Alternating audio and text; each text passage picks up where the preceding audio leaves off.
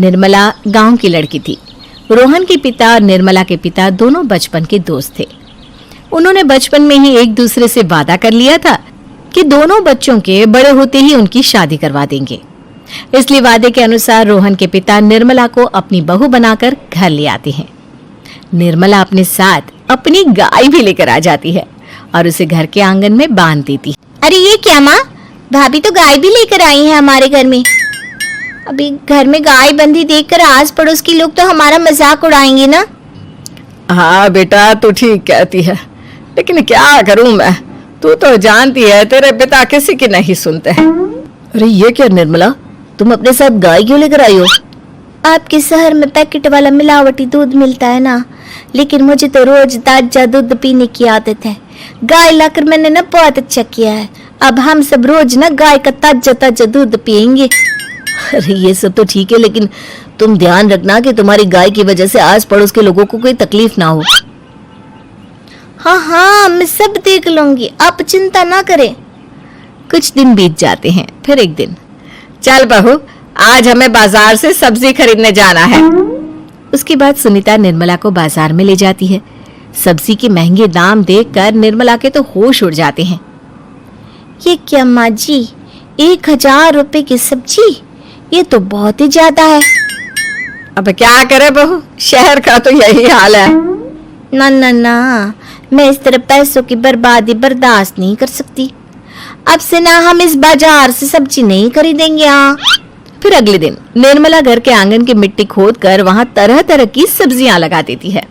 अरे काव्या, तेरी भाभी तो बहुत अजीब है, उसने तेरे पूरे आंगन को खेत बनाकर रख दिया। मेरी समझ में नहीं आता तुम लोग इस लड़की को कहां से पकड़ कर लाए हो। अरे सब मेरे पिताजी का किया धरा है। सालों पहले अपने दोस्त से किए वादे के चलते उन्होंने उस गवार को हमारे गले बांध दिया। अरे तेरी भाभी सच में एक नंबर की गंवार है। उसे तो ढंग के कपड़े पहनने तक नहीं आते, ऊपर से उसने तेरे घर को गांव का तबेला बनाकर रख दिया है। उन औरतों की बातें सुनकर काव्या को बहुत बुरा लगता है। फिर वो अपने भाई रोहन से इस बात की शिकायत करने लगती है। रोहन निर्मला को समझाने की बहुत कोशिश करता है, लेकिन निर्मला के आगे उसकी एक नहीं चलती। फिर एक दिन रोहन निर्मला को एक शादी में ले जाता है। सभी मेहमान खाना खाने में व्यस्त थे। उधर रोहन भी अपने दोस्तों से गप्पे लड़ाने लगता है। तभी निर्मला तंदूरी चिकन के स्टॉल से ढेर सारे लेग पीस उठाकर अपने पर्स में डालना शुरू कर देती है।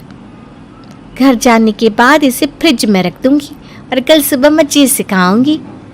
फिर खाना खाने के बाद दोनों पति पत्नी वहां से जाने लगते हैं, लेकिन तभी दुल्हन का भाई उन्हें रोक लेता है।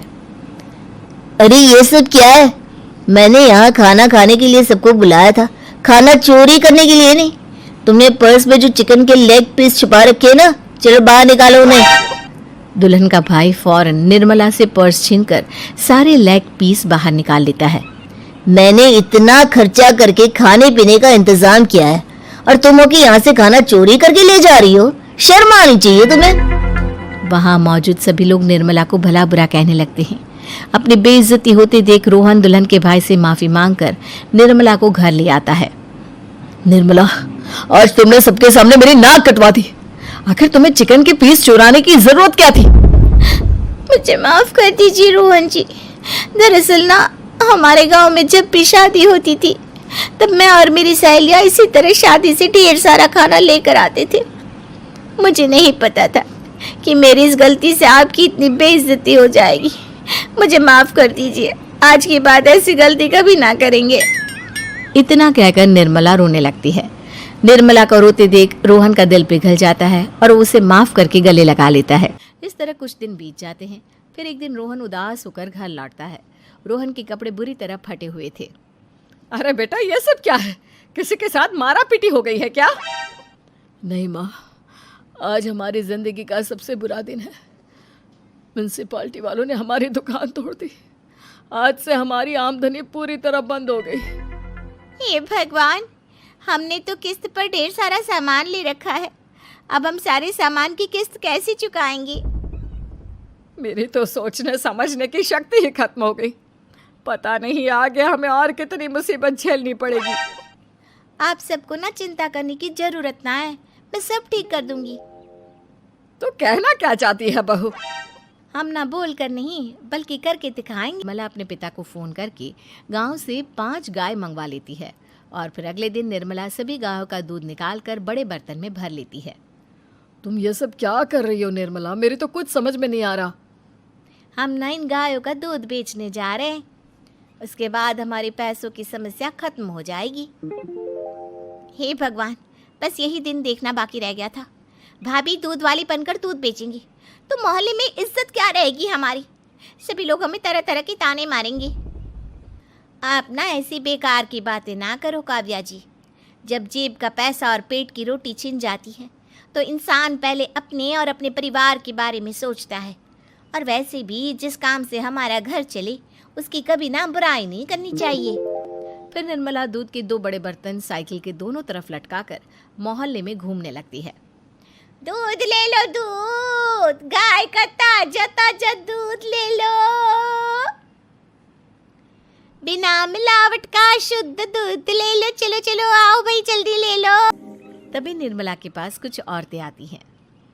अरे तुम तो सुनीता की बहू हो ना, तुम इस तरह सड़क पर दूध क्यों बेच रही हो? निर्मला उन दोनों औरतों को अपने घर के हालातों के बारे में सब बता देती है। देखिए, मैंने ना अभी अभी गाय का ताजा दूध निकाला है। आप सब तो रोज पैकेट का दूध पीती हो, आज गाय का ताजा दूध पी कर देखिए, इसकी ना बात ही कुछ और है। हाँ बहू, मुझे तुम्हारी बात समझ में आ गई। लाओ, मुझे 2 लीटर दूध दे दो। उस औरत की देखा देखी बाकी औरतें भी निर्मला से दूध खरीदना शुरू कर देती है। थोड़ी ही देर में निर्मला सारा दूध बेचकर ढेर सारे पैसे इकट्ठे कर लेती है, को पकड़ा देती है। अरे बहू, इतने सारे पैसे! सच में तेरा आइडिया तो काम कर गया।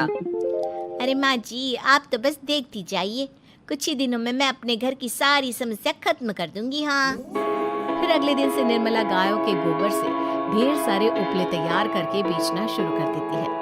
निर्मला को पैसे कमाते देख रोहन के अंदर भी हिम्मत आ जाती है और वो भी दूध बेचने का फैसला करता है। निर्मला के कहने पर उसके पिताजी कुछ और गायों का बंदोबस्त कर देते हैं। इस तरह दोनों पति पत्नी मिलकर दूध बेचना शुरू कर देते हैं। फल फूल जाता है। इसके चलते रोहन एक बड़ी दूध की डेयरी भी खोल लेता है। पिताजी, जब आपने निर्मला से मेरी शादी करवाई थी तब मैं मन ही मन आपको कोसा करता था, लेकिन आज मेरी समझ में आया कि आपका फैसला बिल्कुल सही था। आज अगर निर्मला ना होती तो पता नहीं हमारा क्या हाल होता। हाँ बेटा, तू ठीक कहता है, हमारी बहू ने तो हमें उजड़ने से बचा लिया। भगवान ऐसी बहू सबको दे।